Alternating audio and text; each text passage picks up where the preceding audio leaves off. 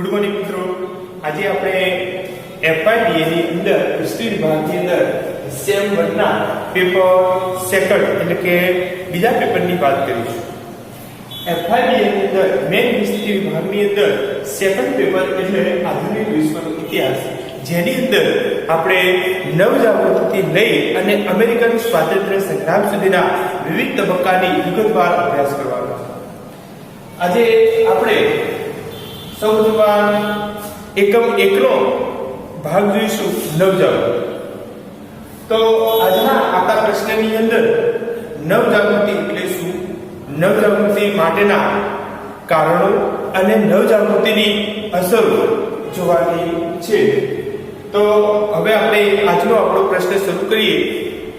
પરીક્ષા દરમિયાન પણ તમારે પૂછાતો હોય છે પ્રશ્ન કે નવજાગૃતિનો અર્થ આપી અને નવજાગૃતિ તરફ દોરી જતા પરિબળોની ચર્ચા અથવા એની કોરની અંદર અથવા બીજી રીતે પણ પ્રશ્ન પૂછાતો જ હોય છે કે નવજાગૃતિ એટલે શું અને નવજાગૃતિની અસરો જણાવો. તો કે આજે આપણે વાત કરીશું નવજાગૃતિનો અર્થ અને નવજાગૃતિ તરફ દોરી જતા પરિબળો. તો કે સૌપ્રથમ એવું કહીએ કે નવજાગૃતિ એટલે શું. તો બહુ સૌપ્રથમ એવું કહીએ કે સાદા શબ્દોમાં સમજી લઈએ તો કે 15મી સદીના મધ્ય ભાગની અંદર યુરોપની અંદર જે સામાજિક અને ધાર્મિક જે ક્રાંતિકારી પરિવર્તન આવ્યું અને જે કહીએ કે મધ્યયુગની કહીએ કે સામાજિક અને ધાર્મિક જે કઈ કે બંધિયારપણું છોડી અને એની જગ્યાએ એક નવા જ પ્રકારના ભૌતિક દ્રષ્ટિબિંદુવાળા માનવ સ્વાતંત્ર્યના અને આ સિવાય વ્યક્તિ સ્વાતંત્ર્યના વિચારોવાળી એક નવા ઉમદા વિચારોવાળું જે પરિવર્તન યુરોપની અંદર આવ્યું એને સામાન્ય શબ્દોમાં આપણે કહીએ તો કે નવજાગૃતિ. જવાહરલાલ નહેરુના મતે જોવા જઈએ તો કે નવજાગૃતિ એટલે કે 15મી સદીના અંધકારમાંથી અર્વાચીન યુગની ઉષા તરફ દોરી જતી ઘટના એટલે કે નવજાગૃતિ. બીજા શબ્દોમાં કહીએ તો નવજાગૃતિ એટલે કે સાહિત્ય, કલા, વિજ્ઞાન, તત્વજ્ઞાન વગેરેને ધર્મની પકડમાંથી મુક્તિ. એટલે કે મધ્યયુગના જે યુરોપની અંદર જે રાજાથી લઈને સામાન્ય વર્ગ સુધી એટલે કે સમાંતર જે ધર્મ એટલે કે પોપ અને ચર્ચનું જે વર્ચસ્વ હતું એની જગ્યાએ આધુનિક ધર્મના જે વિચારો અને આધુનિક વિચારસરણીનો જે પ્રારંભ થયો એને આપણે નવજાગૃતિ કહીએ છીએ.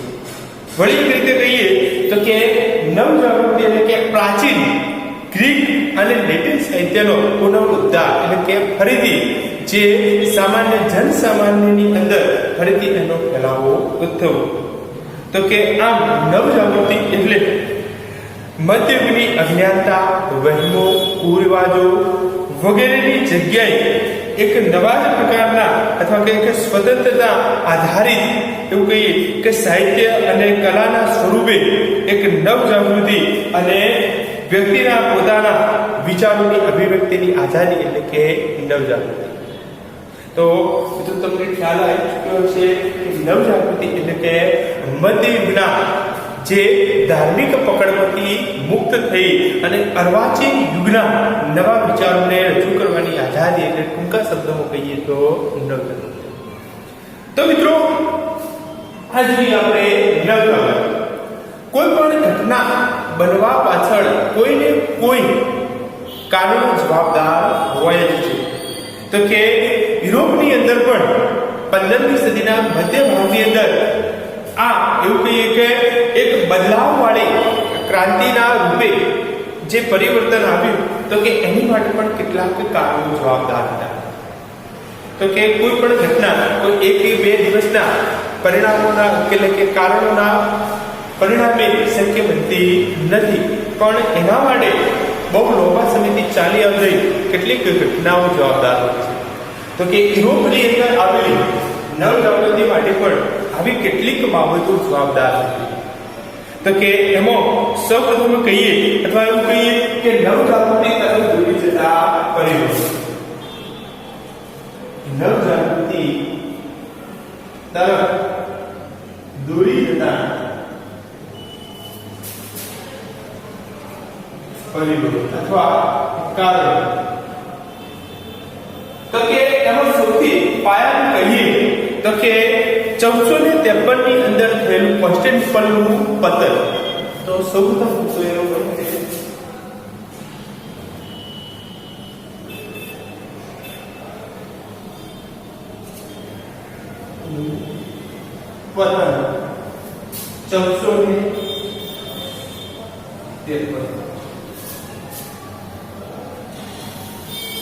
તો કે કોન્સ્ટેન્ટિનોપલનું પતન, તો પહેલા એ સમજી લઈએ કે કોન્સ્ટેન્ટિનોપલ એ નવજાગૃતિના માટે પાયાનું માધ્યમ કેવી રીતે બન્યું.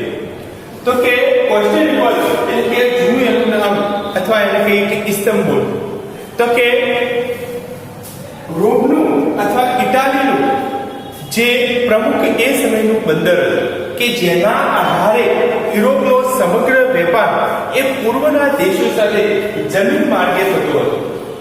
એટલે કે યુરોપનું જે પૂર્વના દેશો સાથે જોડતો એવું કહીએ કે પ્રમુખ કેન્દ્ર હતું. તો કે અત્યાર સુધી જે યુરોપવાસીઓના એટલે કે ખ્રિસ્તીઓના હસ્તક હતું, પરંતુ 1453 ની અંદર જે તુર્કના અત્યારનું જે તુર્કિસ્તાન આપણે કહીએ તો કે તુર્કના મુસલમાનો 1453 ની અંદર કોન્સ્ટેન્ટિનોપલને જે યુરોપવાસીઓ જોડેથી જીતી લીધી. તો કે તુર્કો એ જનૂની, ધર્માંધ અને કહીએ કે ત્રાસદાયક વાતાવરણ ઊભું કરે એ પ્રકારના હતા.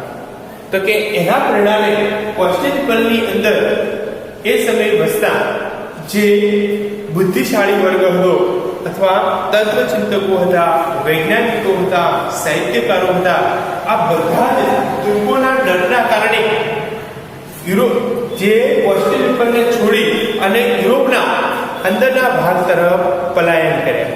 તો કે એના પરિણામે જે યુરોપની અંદર જે જગ્યાએ ગયા ત્યાં પણ પોતાનું જે જ્ઞાન હતું, સાહિત્ય હતું, જે નવા વિચારો હતા એ સામાન્ય લોકો સુધી પહોંચાડ્યા. તો કે એમાં સૌપ્રથમ કહીએ તો કે કોન્સ્ટેન્ટિનોપલથી યુરોપ તરફ જતા માર્ગની અંદર ઇટાલી એ સૌપ્રથમ દેશ હતો. અહીંયા ટૂંકો પ્રશ્ન ખાસ નોંધી લેજો, પરીક્ષા દરમિયાન ઘણીવાર તમારે ટૂંકો પ્રશ્ન પૂછાતો હોય છે કે નવજાગૃતિ માટે યુરોપની અંદર સૌપ્રથમ કયો દેશ કેન્દ્ર બન્યો અથવા નવજાગૃતિનું કેન્દ્ર એ સૌપ્રથમ કયો દેશ બન્યો. તો કે ઇટાલી એ કોન્સ્ટેન્ટિનોપલથી યુરોપ વચ્ચેના સૌપ્રથમ માર્ગમાં આવતો દેશ બન્યો. એટલે ઇટાલીના જુદા જુદા દેશોની અંદર જે આ સાહિત્યકારો હતા, વૈજ્ઞાનિકો હતા, બૌદ્ધિકો હતા, જે ચિંતકો હતા, એ આઈને વસ્યા અને ત્યાં આગળ આવી અને પોતાનું જ્ઞાન, જે સાહિત્ય હતું વગેરે હતું એ સામાન્ય લોકો સુધી પહોંચાડ્યું. પરિણામે યુરોપને સમૃદ્ધ સાહિત્ય, કલા અને વિજ્ઞાન મળ્યા, જે ધીરે ધીરે સમગ્ર યુરોપની અંદર ફેલાઈ ચૂક્યા. બીજી બાજુ તો કે 1453 ની અંદર કોન્સ્ટેન્ટિનોપલનું પતન થતો હવે યુરોપવાસીઓને ભારત અથવા પૂર્વના અન્ય દેશો સુધી આવવા માટે નવા માર્ગની જરૂરિયાત ઊભી થઈ. આ જરૂરિયાત ઊભી કરવા માટે તેમને નવા જળમાર્ગ શોધવાની પણ જરૂરિયાત ઊભી થઈ. તો કે એના પરિણામે તેઓ નવા નવા ભૌગોલિક પ્રદેશોના પરિચયમાં પણ આવ્યા અને આમ આગળ જતો જે યુરોપની અંદર નવા સાહસો અને સ્ફૂર્તિના સાથે સાથે યુવાનોની અંદર નવી ચેતનાનો પણ સંચાર થયો. તો કે આમ નવજાગૃતિની ભૂમિકા તૈયાર કરવા માટે કોન્સ્ટેન્ટિનોપલનું પતન એ અગત્યનું પરિબળ બની રહ્યું. જો કોન્સ્ટેન્ટિનોપલનું પતન ના થયું હોત તો એવું પણ બનોત કે હજુ પણ જાગૃતિ આપતા આપતા ઘણો સમય લાગી ગયો, પરંતુ કોન્સ્ટેન્ટિનોપલનું પતન બન્યું એનાથી યુરોપનો જે પૂર્વના દેશો સાથેનો સંપર્ક તૂટી ગયો અને એ માટેને જે કઈ કે નવા માર્ગની શોધની જરૂરિયાત પડી.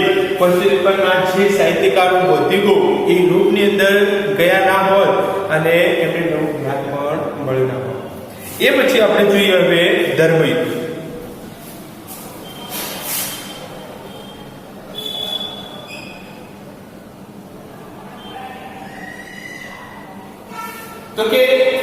ધર્મ યુદ્ધો. નવજાગૃતિ માટે કોન્સ્ટેન્ટિનોપલના પતન બાદ બીજી કોઈ અગત્યની ઘટના બની હોય તો એ હતી ધર્મ યુદ્ધ, કે જેને યુરોપને જગાડવાનું કાર્ય કર્યું. તો કે ધર્મ યુદ્ધો એટલે શું? તો કે ખ્રિસ્તીઓનું પવિત્ર ધર્મસ્થળ એટલે કે જેરુસલેમ એ તુર્ક મુસલમાનોના શાસનની અંદર આધિપત્યની અંદર આવી ગયું, જેને આઝાદ કરવા માટે યુરોપના જે ખ્રિસ્તીઓ અને મધ્ય પૂર્વના જે મુસલમાનો વચ્ચે લગભગ 200 વર્ષ જેટલા લાંબા સમયગાળા સુધી જે યુદ્ધો ચાલ્યા એને ધર્મ યુદ્ધો તરીકે ઓળખવામાં આવે છે.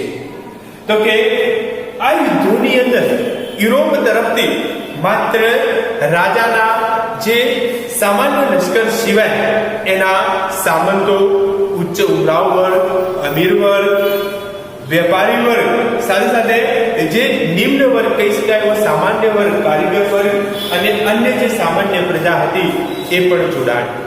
તો કે એના પરિણામે આ લોકોને જે પૂર્વની જે દેશોની સંસ્કૃતિ હતી એના સાથે વધારે ને વધારે પરિચયમાં આવ્યા, અને જે સીધા પરિચયમાં આવવાના કારણે જે પૂર્વનું તત્વજ્ઞાન હતું, કલા, જ્ઞાન, વિજ્ઞાન વગેરે હતું એનાથી એવું પરિચિત બન્યા. અને એનું પરિણામ એ આવ્યું કે પોતાની અંદર રહેલી અંધશ્રદ્ધા અથવા કુરિવાજો પ્રત્યે તેઓ જાગૃત બન્યા અને એને દૂર કરવા માટે પ્રયત્નશીલ બન્યા. આમ ધર્મ યુદ્ધો એ પણ યુરોપની અંદર જાગૃતિ લાવવા માટેનું મહત્વનું પરિબળ બને. એ પછી આપણે જોઈએ પૂર્વના દેશો સાથેનો સંપર્ક.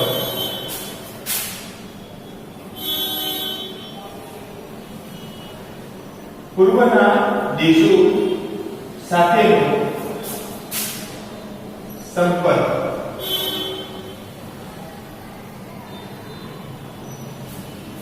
એવું નતું કે હવેથી જ યુરોપવાસીઓને પૂર્વના દેશોનો સંપર્ક મળ્યો. આગળ પણ આપણે જોયું કે કોન્સ્ટેન્ટિનોપલના માર્ગે પૂર્વના દેશો સાથે વેપારથી ઈરાએ જોડાયેલા, પણ આ જે સંપર્ક હતો એ અમુક મર્યાદિત લોકો પૂરતો સીમિત હતો. તો કે જે જનસામાન્ય લોકો હતા એ પૂર્વના દેશોના સંપર્કથી અજાણ હતા. તો કે જેમ 15મી સદીના મધ્ય ભાગ સુધી જે બાબર અને એના અનુયાયીઓ ભારતીય ઉપખંડ સુધી પ્રવેશી ચૂકી અને પોતાના શાસન સ્થાપિત કર્યા હતા, એમ તેઓએ યુરોપની અંદર પણ જે વિવિધ જગ્યાએ પોતાના શાસનો સ્થાપ્યા હતા. તો કે એના પરિણામે જે આરબોનું જ્ઞાન, જે પૂર્વના દેશો જોડેલું જ્ઞાન હતું, એ આરબોના માધ્યમથી જે યુરોપના સામાન્ય લોકો સુધી પણ પહોંચવા લાગ્યો. તો કે એનો આપણે ઉદાહરણ તરીકે જોઈએ તો કે સ્પેનની અંદર જે મુસ્લિમ શાસનના પ્રભાવ હેઠળ સ્પેનના કારવોડા શહેરની અંદર સૌપ્રથમવાર આધુનિક ઢબનું યુનિવર્સિટીની સ્થાપના થઈ. તો કે આ સિવાય આરબોના માધ્યમથી તેમને ભારત, ચીન, ઈરાન વગેરે દેશોની સમૃદ્ધ સંસ્કૃતિનો પરિચય થયો. અને આ લોકોની જે પૂર્વના દેશોની સંસ્કૃતિનું જે વૈભવશાળી જે સાહિત્ય, કલા, જ્ઞાન, વિજ્ઞાન હતું એ યુરોપના સામાન્ય લોકો સુધી પણ પહોંચવા લાગ્યું. તો કે આના પરિણામે યુરોપના જે સામાન્ય લોકો હતા એ પણ નવજાગૃતિ અથવા નવા જ્ઞાન તરફે આકર્ષિત બન્યા અને વધુને વધુ એ પોતાના અંધવિશ્વાસ અથવા કહીએ કે બંધિયાર વાતાવરણમાંથી બહાર આવી અને એક નવી જ દિશા તરફ આગળ વધવા લાગ્યા. આમ પૂર્વના દેશો સાથેનો સંપર્ક પણ યુરોપની અંદર નવજાગૃતિનું માધ્યમ બન્યું. એ પછી હવે જોઈએ મુદ્રણ કલા. મુદ્રણ કલા. હવે મુદ્રણ કલા એટલે શું? તો કે મુદ્રણ કલા એટલે છાપકામ. તમે બધા જાણતા જ હશો, મુદ્રણ કરવું એટલે કે છાપકામ કરવું. તો કે મુદ્રણ કલા એ નવજાગૃતિ માટે કેવી રીતે મહત્વની સાબિત બની? તો કે અત્યાર સુધી યુરોપની અંદર નવ જાગૃતિ માટે જે કહીએ કે ભૂમિકા તૈયાર થઈ ચૂકી. હવે કોઈ એવા માધ્યમની જરૂરિયાત હતી કે આ નવ જાગૃતિને આગળ પહોંચાડે. તો કે રહી ગઈ ઘટ હતી એ આ મુદ્રણ કલાએ પૂરી કરી દીધી.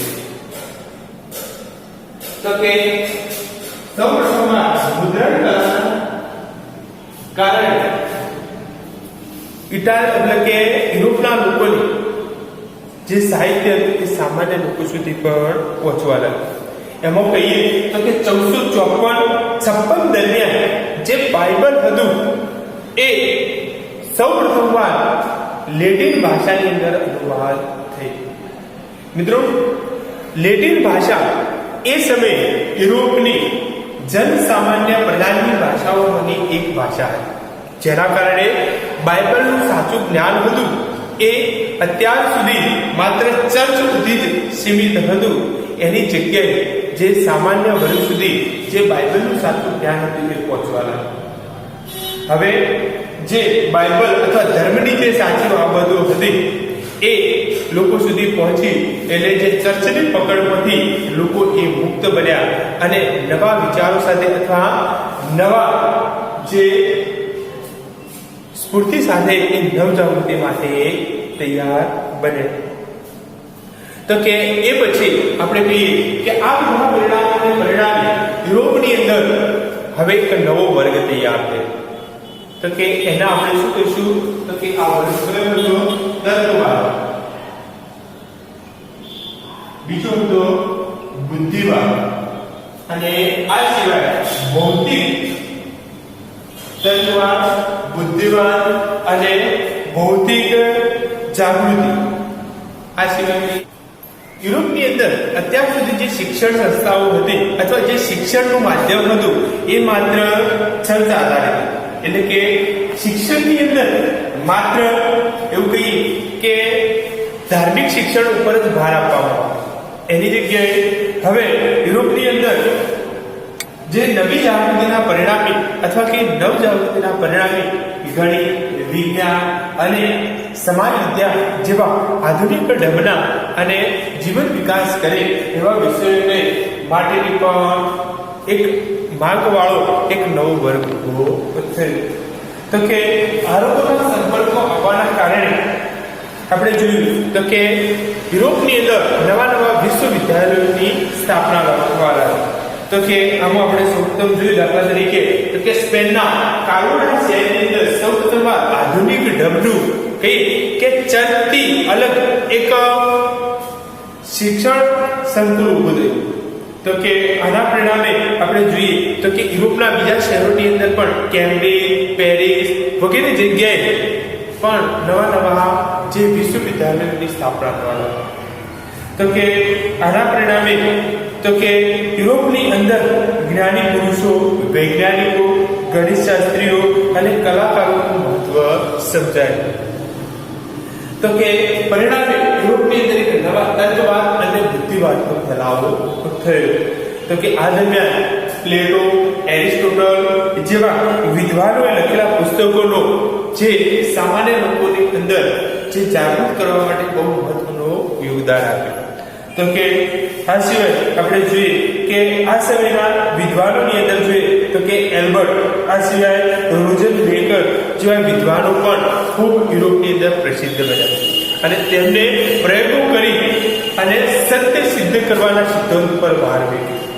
તો કે આનાથી બુદ્ધિ અને તર્કની દ્રષ્ટિએ જે સાચું લાગે એ જ વાતનો સ્વીકાર કરવાનો આગ્રહ રાખ્યો. આમ માત્ર ચર્ચ દ્વારા કહેવામાં આવતી વાતોની જગ્યાએ હવે લોકો બુદ્ધિથી વિચારવા લાગે. તો કે ધાર્મિક દ્રષ્ટિકોણની જગ્યાએ હવે લોકો ભૌતિક જે દ્રષ્ટિકોણ પ્રત્યે પણ જાગૃત બને. અને છેલ્લે જોઈએ અન્ય પરિબળો.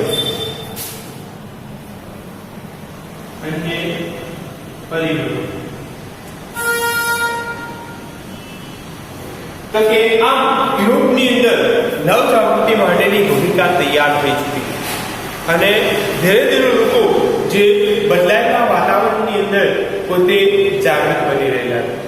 તો કે આવા સમય જે વધી ઘટેલી જે ખોટ હતી એ અન્ય પરિબળો કે જેમ કે ભૌગોલિક શોધખોળો અને પ્રવાસી નોંધો અને ધર્મ સુધારણા જેવી બાબતો હતી એને પૂરી કરી.